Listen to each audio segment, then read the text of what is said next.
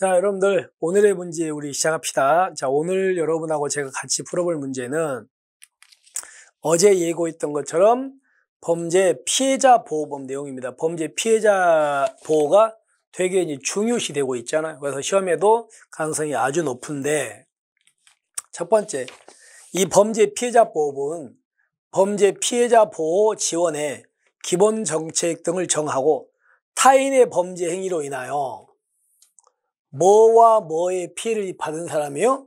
생명과 신체라고 되어 있지 재산은 없습니다. 피해를 받은 사람을 구조함으로써 피해자의 복지 증진에 기여하는 게 이 법의 목적이에요. 그래서 일단은 재산 때문에 X 기억하시고요. 그 다음에 국가는 구조 피해자가 그러니까 어떤 A라는 사람의 범죄로 B라는 사람이 죽거나 중상해 입었거나 장애가 생겼습니다. 그럼 그때 이제 피해자를 구조해 주는데, 이때 구조 피해자가 자기 또는 타인의 형사사건 수사 또는 재판에서 진술, 증언 또는 자료 제출을 하다가 피해자가 된 경우에 해당하면 당연히 구조금을 지급해 줘야 돼. 근데 피해자가 고소, 고발 등 수사 단서를 제공했어. 그러다가 보복을 당했다. 이런 경우에도 이 사람한테는 구조금 지급합니다. 이것뿐만 아니고 이 사람한테도 구조금을 지급한다는 거 기억하셔야 돼요. 잘못됐습니다. 자, 그 다음에 보세요. A라는 사람이 범죄를 저질렀습니다. 저질러가지고 B라는 사람이 사망을 하거나, 그리고 B가 중상해를 입거나, 그 다음에 이 사람이 장애가 생겼다고요.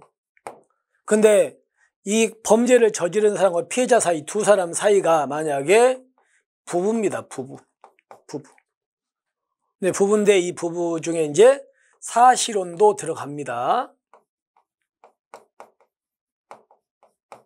자, 그 다음에 두 번째 두 사람이 직계열 쪽입니다. 직계 존비속. 그 다음에 사촌인의 친족입니다. 그리고 마지막으로 동거친족입니다. 그러니까 A와 B가 이런 네 가지 관계에 있다면요, 그때는 이 사람이 죽거나 이랬어도 이 사람한테는 구조금을 지급 안 합니다. 이거는 전부 안 줍니다. 두 번째, 근데 이 A와 B 사이에 이 네 가지 말고 나머지 친족, 그 이외의 친족이야. 그 이외의 친족이라면 그때는 일부 안 줍니다. 네 가지는 전부 안 주고 이외의 친족이라면 일부 안 주고, 아시겠죠? 그래서 네 가지 기억하시면 돼요. 그러니까 일단 구조금을 지급하지 아니한다, 맞는 지문이 되겠죠.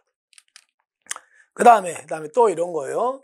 자, A라는 사람이 B라는 사람한테 범죄를 저질러서 이 B가 죽거나 상해, 중상해, 장애 입었는데, 문제는 이 피해자가 A를요, 과도한 폭행을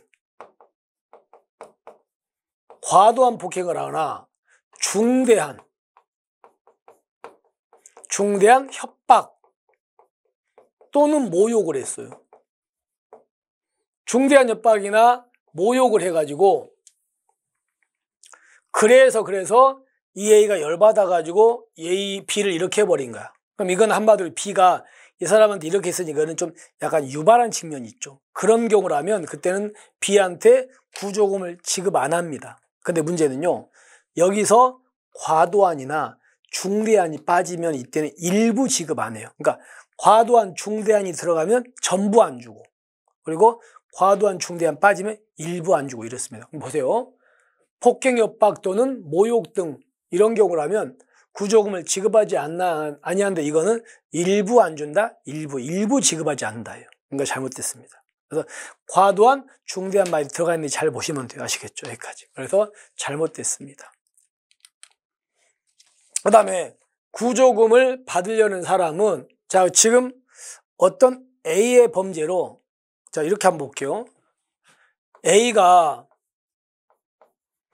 범죄를 저질러서 B가 사망을 했거나, 이 B가 중상해를 입었거나, 이 B가 장애를 입었다는 거예요. 근데 이제 여기서 좀 더 들어갈게요. 이 A가 만약에 범죄는 아닌데 A가 14세 미만자예요. 여러분 14세 미만자는 범죄가 아니잖아요. 책임이 없으니까. 이런 14세 미만자의 행위로 B가 죽어도 이 B한테는 구조금 줘야 됩니다. 그 다음에 이 A가요, 심신상실자입니다. 그 다음에 또 얘가 강요된 행위를 했습니다. 그리고 A가 뭐 했냐면 긴급피난을 한 거예요. 그러면 이 네 가지로 인해서 B가 죽거나 다쳤을 때도 이것도 구조금 지급해야 돼요. 이것도. 근데 이 A가 정당 방위를 했어요. 그 다음에 이 A가 정당 행위를 했어요. 그리고 A 행위가 과실입니다. 이런 걸로 이 사람이 죽거나 다쳤을 때는 그때는 구조금 지급 안 합니다. 됐습니까? 거기까지도 기억하십시오. 그러면 이 A의 범죄로 B가 이렇게 됐을 때 B가 죽었다면 B의 유가족들이, 다쳤다면 본인이 구조금을 받으려고 할 거 아닙니까? 그럼 받으려는 사람은 그 주소지, 거주지 또는 범죄 발생지를 관할하는 지구시민위원회에다가 이제 구조금 주세요라고 신청하는 거예요. 그런데 구조금 신청은 아무 때나 신청한다. 제한이 있다? 제한이 있어서 범죄 피해 발생을 한 날부터 5년이 아니고 몇 년? 3년입니다. 그리고요, 범죄가 발생한 날부터 10년은 맞아요. 이 부분 때문에 3년, 10년이에요. 이 기간이 지나면 청구 못 합니다. 거기까지. 그 다음에 그러면 아까 우리가 이 전 지문에서 이 사람이 이 기간 안에 구조금을 지급 신청했죠. 그러니까 여기 지구심의위원회가 이제 구조금을 줄까 말까 준다면 얼마를 줄 것인가 결정했잖아요. 그래서 지구심의위원회가 그 사람한테 구조금을 주기로 결정했어. 그러면 이제 그때 그 사람은 구조금을 이제 받을 권리가 있잖아요. 그럼 그때는 아까 금방 구조 결정이 신청인에게 송달됐겠죠. 그럼 그 사람은 구조금 받기로 결정됐으니까 그때로부터 얼마 이내에 달라고 하라고요? 2년입니다. 2년. 그러니까 구조금 결정돼가지고 이 사람한테 보내주면 그때는 이제 2년 이내에 구조금 타가야 된다고요.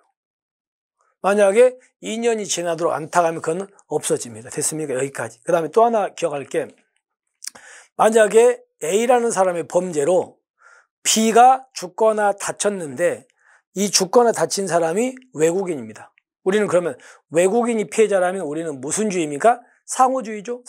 상호주의라는 거. 그리고 여기서 이 구조금 받을 권리는 다른 사람한테 양도나 압류 못합니다. 이건 생명 신체 침해된 거기 때문에 양도 압류가 안 된다까지 기억하시면 좋을 것 같아요. 자, 그래서 여기서는요, 재산 때문에 X다.